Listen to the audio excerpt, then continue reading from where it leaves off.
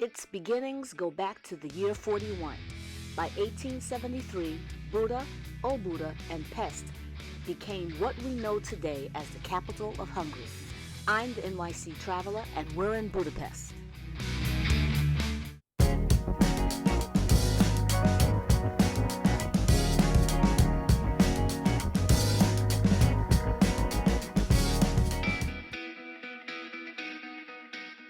Budapest straddles the Danube River.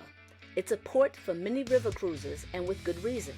Although there are some inclines, it's a walkable city, with many of the popular sites close to each other, making it easy to tour in a relatively short time.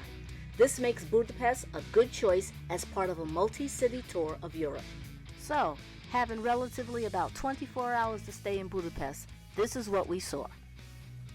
The Gothic and Renaissance Revival architecture of the Parliament building just begs for attention, whether you can tour it or not. Completed in 1904, it is one of the two tallest buildings in Budapest. Walk along the river to see the Shoes on the Danube River Bank Memorial. As many as 20,000 Jews were massacred during World War II between December 1944 and January 1945. They were ordered to take off their shoes before the fascist militia shot them. Their bodies fell into the river, and the shoes were probably resold by the militia. Continuing along the Danube, you'll find more sculptures and impressive views, especially at night. Making your way up to St. Stephen Plaza, you might pass by Stephen Plaza, for some who is the greatest Hungarian statesman ever, and the Gresham Palace, which is really now a hotel. Actually, it was originally an apartment and office building, never a royal home. We continued along Zrínyi Street to István, or St. Stephen Plaza and Basilica, named for the first king of Hungary. The church is one of the main tourist attractions in Budapest, and one of the tallest buildings in the city along with the parliament. Along with its religious significance, it is also considered rich in fine art, with its architecture, paintings, sculptures, wood and glass work, bell towers, and more. One very interesting note, St. Stephen's hand is housed here. If you feel like shopping, Central Market Hall is your next stop. Popular with locals as well as tourists, you might actually feel like going grocery shopping, forgetting that you probably flew here in an airplane from another country. If that doesn't satisfy you for shopping, there's plenty to do in Budapest, including along the Central Passage. Continue winding your way through there, and you'll end up at Károly Körút. This led us to Dohány Street and the Dohány Street Synagogue. This is the largest synagogue in Europe, completed in 1859 in an impressive Moorish revival style. In addition to the Grand Synagogue, the complex contains a museum, a graveyard, the Holocaust Memorial Park, and the Heroes Temple. Across town is Heroes Square, with monuments dedicated to the leaders of the Hungarian tribes and other national leaders.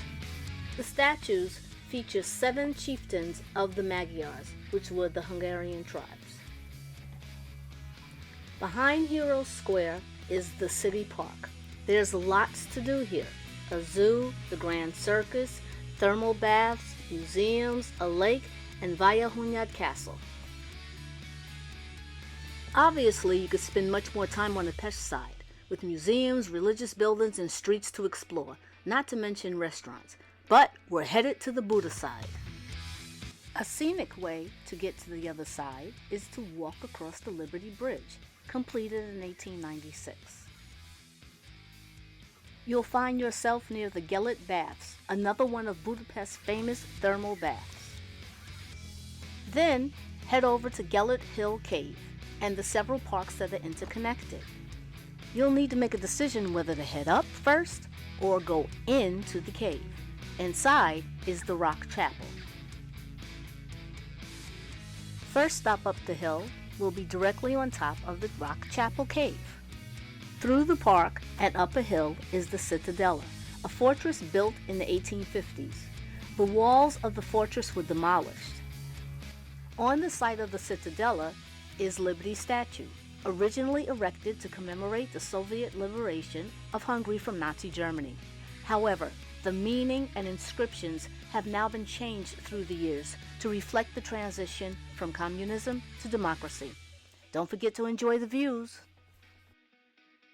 Head back down the hill and walk along the Danube or through the park toward another incline to the Buda Castle and the surrounding district.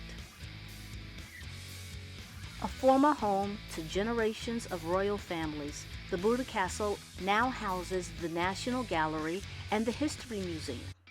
If you continue wandering through the streets, you will ultimately get to Fisherman's Bastion. Like many of the sites on this side of town, the elevated area will give you magnificent sights of Budapest.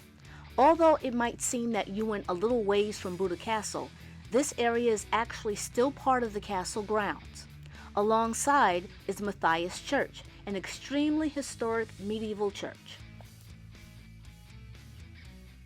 And as you wander around the castle district, there will be many other sculptures and sights to see.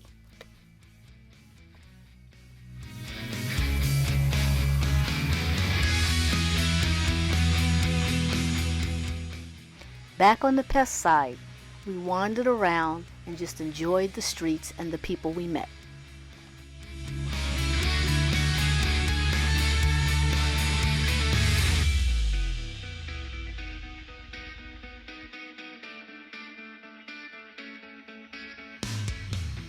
Sometimes the best sightseeing are the unplanned ones as you just wander through the streets of Budapest. As always, we did not get to see everything in our very short time there, so of course we plan to go back. Thanks for touring with us. I'm the NYC Traveler and we've been in Budapest, Hungary.